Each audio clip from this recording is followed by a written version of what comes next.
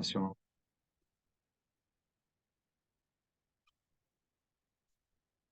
Hi there. My name is Paulo. I work at Malmo University in Sweden, and I would like to maybe give you guys a bit of a run through or even explanation of why I think you guys should come to Sweden, and particularly why Malmo. So firstly, to explain on my side, I work with the welcome services for incoming exchange students and international students. I also work as a supported role for one of our departments for those that are interested to go abroad. I am also a graduate from Malmo University, as well as a person that did their exchange year in Japan through Malmo University. So I would say maybe I have like a general good idea on why I feel Malmo University fits well for you guys. So firstly, we're gonna maybe mention why Malmo City. To give you a bit of an idea of where Malmo is located, on the map here you see with the length of Sweden, which is maybe not as comparable to the overall size of Canada, but we're talking for the most southern tip of Sweden, where you have the red circle, as you can see it there at the bottom, with Copenhagen across the side. So the city itself is, we're talking about 360,000 people with the general population increase of around 1 point something percent every year. It's the third largest city in Sweden, with first being Stockholm and then Gothenburg. It's a relatively young city where we're looking at people that the average age of the citizens here were everything between like 30 something, between 30 and 36 or so, as well as even looking at like a generally very overall young population with even those that are 30 or under 30. We have a very close and easy access as well to Copenhagen, Denmark, the other side, which is, I would say, it's one of our, if not the gateway for us, for those that want to be in Sweden, but also to go into Europe, is through usually through Copenhagen with a very large and easy to access airport, as well as just even like the convenience of getting to on the other side of the bridge, which is will take like about like a 20-minute train ride. But even now, a bit more specifically of why I'm talking a bit like of just the city itself. We see that Malmo is considered the sixth bike-friendliest city in the world. So bike culture here is fairly strong, where majority of people go about their day-to-day activities, even like going around the entire city with just a bike. We're talking maybe from even the most furthest point of Malmo to the other side will take you no more than like we're talking like 30 something minutes if we're talking at a leisure pace. We can get around most of the like the areas within Malmo if we're talking from the central area to any of the even like other areas if we're talking the beaches or any of the parks.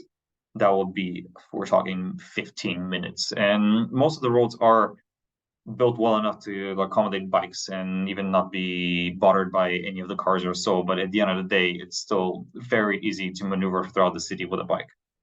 It's also a nickname with called being the city of parks in Sweden, where it's considering that like the size of the city itself is not something on the scale. We're talking like not we're not going for by New York of like Central Park or anything like that, but we have like a large selection of nice parks to go by and enjoy. This the picture that you see right now is from one of our parks called Folkets Park or the People's Park.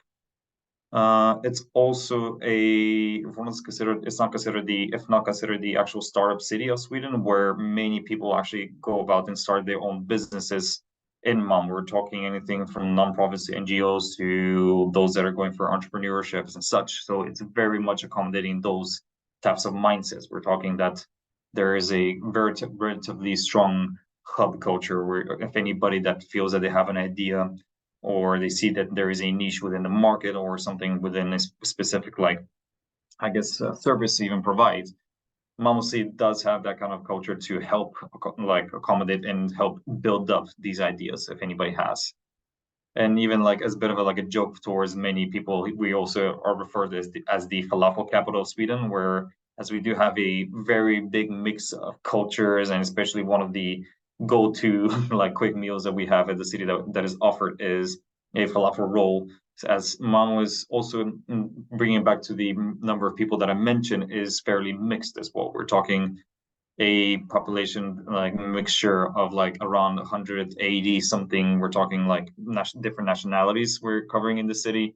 So food diversity is also a big benefit for this city. We're talking that you're never going to feel that you're bored from going to eating at the same place again. There's always going to be something new. There's always going to be something different around every corner as you go out and about.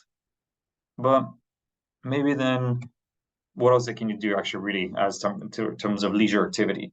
So we do have our own beach here on the seaside as we're based, where you have a long coastline where you can easily can have a dip in the sea if you feel like it. There's also a really close by near area where it's more like a pier area where most people just go for like long walks or runs, take a like maybe like an ice cream gelato and just sit by on the pier, enjoy the sunset as well.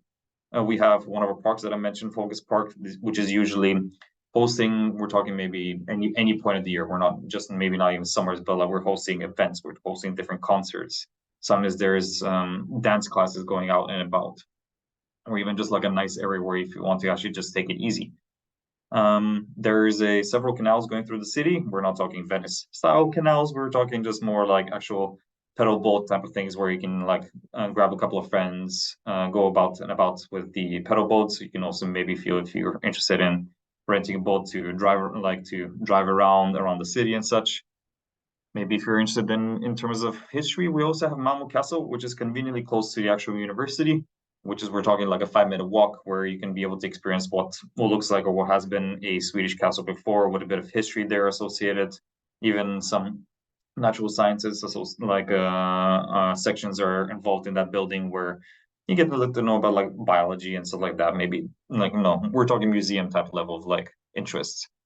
We have a very popular area called Møllevannstorget or Møllan for short, where I would say it's a big area for many people that are looking for, okay, I'm done with my readings, I'm done with my work, where should I go? And we're talking here like somebody that's feels like hanging out with their friends, maybe do a bit of like shopping, exploring, grab a couple of drinks, grab some like good food and such. This is one of those areas where we have many of our students, and even not just students from Malmö University, just people that are from Lund as well, or from any of the areas that are just want to hang out. But maybe I should tell you, Mana, about actual the university itself. So the university is comprised of 5 faculties. In this case, or what we're offering as a term of exchange would be 4 faculties. We pride ourselves on having single subject courses where you're able to actually study for if you're talking like taking one course at a time rather than having bulk courses like stacked up on top of each other. So you have the opportunity to fully like dive into your subject and matter. Where if it's anything that has to do with international relations, which I'll get into a few of those courses, or anything of the matter, where you never feel like you're studying several things at the same time. We emphasize this even when incoming students are like arriving. We're like, please make sure that there's no conflicting schedules, as we want you to be able to have a balance between your studies in Malmö University, but also your social life. Because at the end of the day, this is something we feel that you're not supposed to completely lose your like social life as you go abroad or you come to in this case to Malmö University. We want you to be able to enjoy the city, hang out with your friends, and still have a relatively balanced life. We also have a large variety of student organizations. We're talking anything from those that are fully focusing on helping international and exchange students like get accustomed to the life in Malmo. We also have some that are focusing on maybe if you have interest towards political science or social science, where guest lectures are invited from noticeable authors to those that are more engaged in NGOs and such. We have some sports clubs as well. If there's are interested of maybe we're doing volleyball, if it's tennis, we're talking like football games and such, and so on and so on and so forth. But maybe to mention some of the courses that we can offer at our different faculties.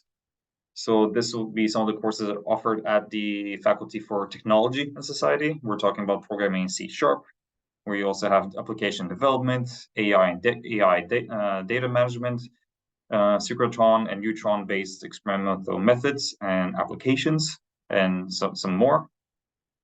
For instance, if you're interested in more towards education and such, we're talking maybe about like children's rights, sports psychology, outdoor pedagogy, or even physical education. I see that my Brian did not get fully written for some reason. But maybe if you're interested more into culture and society, we're talking maybe we have some courses that are focusing on the law and practice of the United Nations and actual model United Nations course, where you're going to go through, sit and feel what it has to be like involved in the UN through, of course, a curriculum of like academic like views. We also have European law, interaction design, filmmaking, urban studies. And then at our last one, we have some more courses in terms of more, I guess, towards the health aspect of our daily activities, being social work from social policies and welfare studies. Maybe if you're looking more into the good law-focused things, where we offer here is criminological theory or criminology and violence risk assessment. There are, I would say, amongst these ones and more of the previous faculties that I mentioned, there are more courses that we offer, of course. These are just some of the ones that we feel that are been popular amongst exchange students previously, even just full-time study students that are taking upon the full program in these programs. Maybe to mention as well what we do in terms of when it comes to exchange students actually arriving to Malmo University, we have what usually is an rotation week or weeks, depending on the semester, where all international students that are full-time studies and as well as exchange studies are all gathered up and going through different forms of social events and also information sessions where you get to know each other a bit about Malmo University and Malmo life, as well as get the opportunity to, of course, get to know each other. Some of our popular events, which is an event called Love, Work, and Play, how to balance your life during your studies, is something that many of our students do appreciate, being able to kind of understand the balance of their studies and how much they should not push themselves too much, where we want to understand that, like, of course, everybody has a different cultural background where things are viewed differently. But in Sweden, we care about everybody's health and well-being.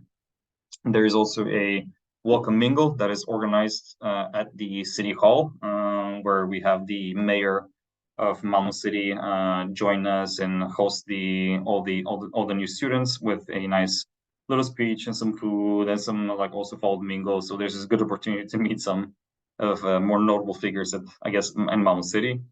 And we also have a buddy program and ESN, or standing for Erasmus Student Network, which they help organize social events and introducing new students to current ones even. And on the photo here, if you're curious on what this is our students being taught how to make saffron buns, or maybe also at one point, I believe there's an opportunity to make cinnamon buns and so on and so forth. Maybe to mention here a bit about, as I said, the buddy program. This is where we have local students at Malmo University that are more interested to still meet new people, but also help integrate new students or new people to Malmo and Malmo University. They offer they volunteer their own free time to kind of show around, and where you essentially are divided into groups, and these buddies, as we refer to them, organize different events for everybody. We're talking like some groups decide to do day trips, some groups are more into cultural things, some do hikes, some do more social things. We're talking like maybe bowling, maybe they decide to go for like laser tag or mini golf and such. It's a different thing. Every group does their own thing, but the idea is that this is where we have 2 student coordinators from our side that are taking initiative to help organize stuff for you guys constantly. So these are some of the things that we mentioned. And of course, there is more, and I can keep maybe blabbering about this, but I feel like if you guys do, of course, are interested about this, I think you can contact your own international office here at York University. So with that, thank you for listening, and I hope to see some of you at Malmo University one day.